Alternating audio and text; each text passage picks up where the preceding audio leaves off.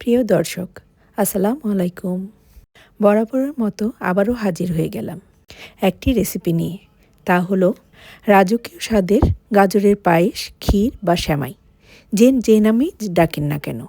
এই গাজরের পায়েস এতটাই মজার, যার স্বাদ কখনোই ভুলতে পারবেন না। এই শীতে একবার হলেও তৈরি করুন। আর যারা এখনও আমার চ্যানেলটি সাবস্ক্রাইব করেননি, অনুরোধ জানাবো চ্যানেলটি সাবস্ক্রাইব করার জন্য। তাহলে চলুন কিভাবে আমি রাজকীয় স্বাদের গাজরের পায়েস তৈরি করি তাই শুরু করব।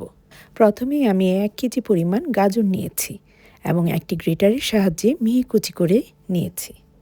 গাজরটা মিহি কুচি হলেই আমার কাছে ভালো লাগে। আপনি আপনার পছন্দ মতো যে কোনো উপায়ে গাজর গ্রেট করে নেবেন। এবার শুরু করব মূল রান্না। প্রথমে একটি প্যানে দিয়ে দিব 1 টেবিল স্পুন পরিমাণ ঘি। অবশ্যই চেষ্টা করবেন ঘি বা বাটার দিতে।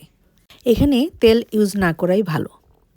তেল দিয়ে গাজরের পায়েসটার রেজাল্ট তেমন একটা ভালো আসে না। এবার দিয়ে দেব কিছু ড্রাই ফ্রুটস। আমি এখানে কিশমিশ, কাজু বাদাম, পেস্তা বাদাম যা 1 টেবিল স্পুন করে নিয়েছি। চুলার হিটটা মিডিয়ামে রেখে 2-1 মিনিট ভেজে নিব। কোনোভাবেই চুলার হিটটা বাড়ানো যাবে না, তাহলে সব কিছু পুড়ে যাবে। 2-1 মিনিট ভাজার পর দিয়ে দিব কেটে রাখা গাজর। চুলার হিটটা মিডিয়ামেতে রেখেই গাজরটাকে ভাজতে থাকবো যতক্ষণ না পর্যন্ত শুকনো হয়ে আসে। গাজরের মধ্যে যে এক্সট্রা রস থাকে তা টানিয়ে নিতে হবে। অবশ্যই খেয়াল রাখতে হবে গাজরটা যেন প্যানে লেগে না যায় বা পুড়ে না যায়। প্রায় 8 থেকে 10 মিনিট নাড়তে নাড়তে দেখতে পাবেন গাজরের কালারটা চেঞ্জ হয়ে গেছে এবং সেই সাথে খুবই সুন্দর একটা ফ্লেভার ভেসে আসছে। আমরা সবাই জানি গাজর vitamin A, beta carotene, fibre ও অ্যান্টিঅক্সিডেন্টে ভরপুর একটি সবজি, যা চোখ ভালো রাখে, হজমে সাহায্য করে, চুলের স্বাস্থ্য ভালো রাখে, ডায়াবেটিক্স ও হৃদরোগের ঝুঁকি কমায়। যাই হোক, নাড়তে নাড়তে গাজর কুচিটা অনেকটা দেখতে লাচ্ছা সেমাইয়ের মতো ঝুরঝুরে দেখাবে এবং দানাগুলো আলাদা করা যাবে। যখনই দেখা যাবে দানাগুলো আলাদা হয়ে যাচ্ছে, তখনই বুঝে নিতে হবে যে ভাজাটা পারফেক্ট হয়েছে এবং তা একটা সাইডে রেখে দিব। এবার আরেকটি হাঁড়িতে 1.5 লিটার অর্থাৎ 6 cup liquid full cream milk নিয়ে নিয়েছি এবং সাথে দিয়ে দিব 1 কাপ গুঁড়ো দুধ।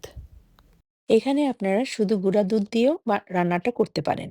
যেমন 4 কাপ পানির সাথে 2 কাপ গুঁড়া দুধ মিক্সড করে নিতে পারেন। এখন এই 1.5 লিটার মিল্কে জাল দিব যতক্ষণ না পর্যন্ত ঘন হয়ে আসে মিল্কটা। মিল্ক জাল দিয়ে ঘন করার নিয়ম হচ্ছে চুলার হিটটা হাইতে রেখে নেড়েচেড়ে বরক আনতে হবে। স্প্যাচুলাটা দিয়ে তলানিতে ঘষে ঘষে চারদিকে ঘুরিয়ে নাড়তে হবে, যেন কোথাও মিল্ক সলিডটা জমা না থাকে এবং পুড়ে না যায়।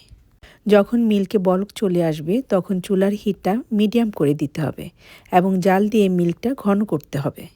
মাঝে মাঝে নেড়ে চেড়ে দিবেন এবং লক্ষ্য রাখতে হবে যেন দুধে বলক এসে পড়ে না যায় এবং সরটা যেন মোটা না হয়ে যায়। হালকা সর থাকা অবস্থায় নেড়েচেড়ে সরটা দুধের সাথে মিলিয়ে দিতে হবে।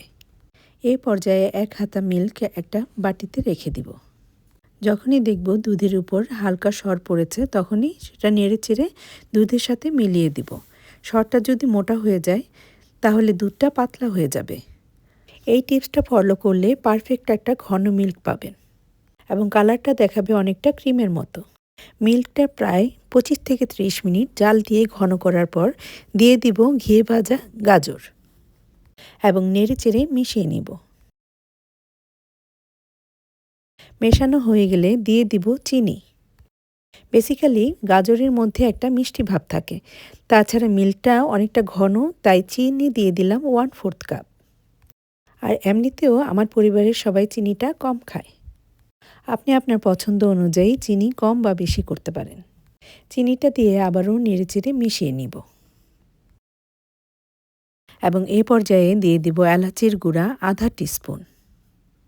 যদি এলাচের গুঁড়া না দিতে চান তাহলে গাজর ভাজার সময় 2 থেকে 3টা আস্ত এলাচ দিয়ে দিবেন। গাজরটা মোটামুটি আগে থেকেই সিদ্ধ করা, তাই খুব বেশি কিছু করতে হবে না। শুধু 3 থেকে 4 মিনিট ফুটিয়ে নিতে হবে যেন দুধের সাথে গাজরটা একটু মাখামাখি হয়ে যায়। যদি আপনি চান তাহলে এখনই নামিয়ে নিতে পারেন, কিন্তু গাজরের পায়েসটাকে আরেকটু ঘন বা গা মাখা মাখা করতে চাইলে সেই যে আমরা মিল্কটা সরিয়ে রেখেছিলাম তাতে 1 টেবিল স্পুন চালের গুঁড়া মিশিয়ে নিব। এটা অপশনাল, আপনার যদি ভালো না লাগে তাহলে এটা স্কিপও করতে পারেন। তবে এইভাবে যদি চালের গুঁড়া মিশিয়ে দেন তাহলে দেখবেন খুব সুন্দর ঘন ও ক্রিমি একটা টেক্সচার চলে আসবে, যেটা দেখতে ও খেতে দুটোই অনেক বেশি রিচ করে দিবে। চালের মিশ্রণটা দিয়ে দিব এবং 3 থেকে 4 মিনিট নেড়ে নিব। 3 থেকে 4 মিনিট পর দেখা যাবে মিশ্রণটা ঘন হতে শুরু করেছে। আপনি যেই রকম ঘন রাখতে চান তার চেয়ে একটু পাতলা থাকা অবস্থায় চুলা থেকে নামিয়ে নেবেন, কারণ ঠান্ডা হবার পর এটা আরেকটু ঘন হয়ে যাবে। আমাদের পায়েসটা একদম রেডি। চুলাটা বন্ধ করে দেব এবং অনবরত নাড়তে থাকবো 5 থেকে 7 মিনিট। আর এর মধ্যেই গরম ভাবটা কমে যাবে এবং ঠান্ডা হতে শুরু করবে। ঠান্ডা অবস্থায় এই গাজরের পায়েসটা খুবই মজা লাগে। ইচ্ছা করলে ফ্রিজে রেখে আপনি খেতে পারেন। এখন যেহেতু শীতের দিন, বাইরে রেখে দিলে এমনিতেই ঠান্ডা হয়ে যাবে। আর তৈরি হয়ে গেল রাজকীয় স্বাদের গাজরের পায়েস বা ক্ষীর, যার স্বাদ মুখে লেগে থাকার মতো। এবার পরিবেশন করে নিব। পরিবেশনের সময় আপনি বাদাম কিশমিশ দিয়ে সাজিয়ে নিতে পারেন। এটা সম্পূর্ণ আপনার পছন্দের উপর। গাজরের রেসিপিটি যদি ভালো লেগে থাকে তাহলে লাইক দিতে ভুলে যাবেন না। চলে আসব যে কোনো নতুন রেসিপি নিয়ে। ততক্ষণ পর্যন্ত ভালো থাকুন, নিরাপদে থাকুন। আল্লাহ হাফেজ।